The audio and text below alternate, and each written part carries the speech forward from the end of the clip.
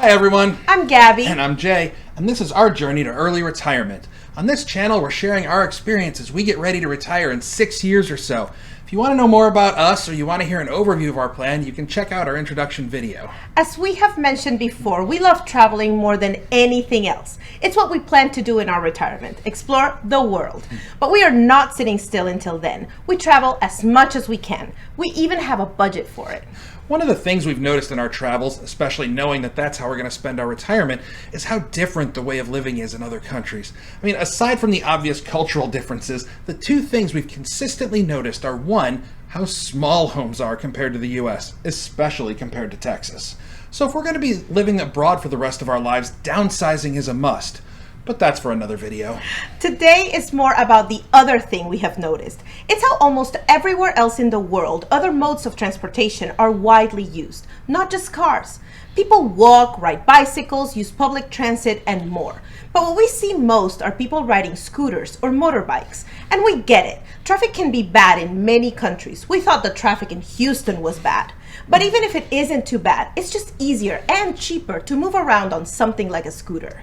Many communities around the world have a culture of using scooters for daily life and only using a car when they have to. In the US, we don't even think about using smaller vehicles, even when they'd be more efficient. Instead, we get in our big car, drive usually a short distance to wherever we're going, then we have to find parking. That can be done on a scooter for far less time, far less money, and far less environmental waste. We saw it all over the world. And despite so many people riding and going about their lives on scooters, we didn't ride them when we were in these places. The main reasons? Fear, uncertainty, and doubt. We let ourselves be intimidated by the idea of riding these scooters in unfamiliar places, regardless of the fact we're using our phones for everything. We felt like it was too much. For instance, I'd be doing all the driving because Gabby's never driven a scooter before, and it's been more than 20 years since I rode last.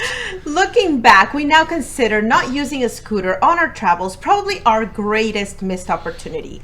We visited only where we could get to easily. Having a scooter would have allowed us so much more freedom to explore and immerse ourselves in the local cultures. This made us realize that we should probably get comfortable riding, since it's a skill that will benefit us in the long run. So guess what? We're getting a scooter. We know it sounds crazy if you've ever driven in Houston, but we're lucky to live in a neighborhood that has all the things we need close by. We started looking at used scooters, but right now in Houston, they're selling for 80 to 90% of brand new, if you can even find them because of how in demand they are. So we're probably going for a new one. We've been doing a lot of research, and we've narrowed down to a few options. Yamaha Zuma, Honda PCX, Genuine Buddy, and Kimco Like.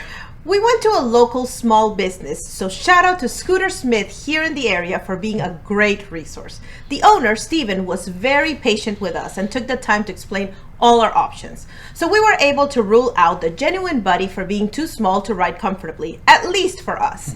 We really like the Kimco, but they apparently decided to only keep the ugly colors for 2020, so we're still looking. A huge plus to having a scooter is that they're very inexpensive to own and operate. In Houston, the average cost of car insurance is about $120 a month. A scooter costs less than $25 a month to insure. And there's also the fuel costs. My car gets about 28 miles per gallon, so imagine we drive it 100 miles each week or 400 miles a month.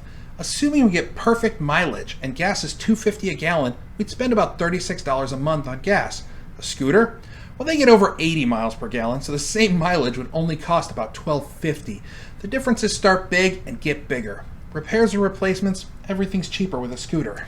While we are looking for our new scooter, we need to make sure we can ride it legally. In Texas, you need a motorcycle endorsement in your license in order to ride anything over 50 cc's. We're planning to take our basic motorcycle rider course next month because they're all booked up through this month. So we can take our time and we can find the perfect scooter for us. We can't wait to start scooting around our neighborhood, but that excitement also comes with some reflecting. As the pandemic has changed the way we live, we have both transitioned to working from home almost full time. But we each still have a car. And we're adding a scooter as a third vehicle. Do we need all three? If daily commuting is no longer part of our life, there's just no reason to keep two cars. And just like that, we sold one. It took a strange set of circumstances for us to consider getting rid of a car. We are conditioned to think that we need these things, that having a car is part of being a successful adult. And we do it with other things too. We accumulate stuff that seem like must-haves without doing the work of thinking about it. Do we actually need these things? Do they spark joy, like Marie Kondo would say? On top of that, once we decided to switch from one car to a scooter, we also saw how much money we could add to our retirement. And that's our goal.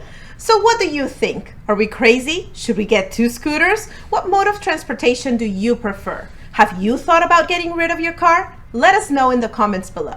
We're going to follow up in a few months with our experiences on owning a scooter and our likes and dislikes. In the meantime, you can follow us on social media or our blog at gabbyandjaysjourney.com.